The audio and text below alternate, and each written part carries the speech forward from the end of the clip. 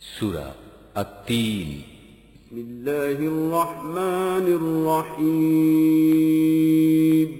রহমান রহিম আল্লাহ তাআলার নামে। ওয়াত-তিন ওয়াজ-যাইতুন ওয়া তুরি সীনিন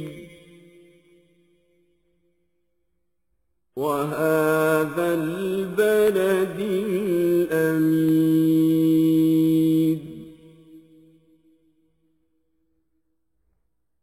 لقد خلقنا الإنسان في أحسن تقويم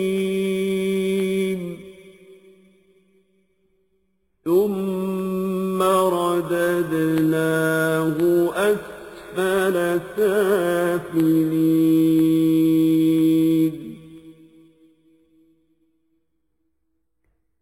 إلا الذين آمنوا وعملوا الصالحات فلهم أجر غير ممنون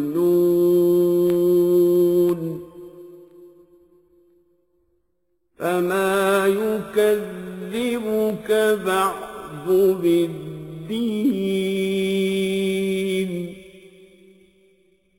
أليس الله بأحكم الحاكمين।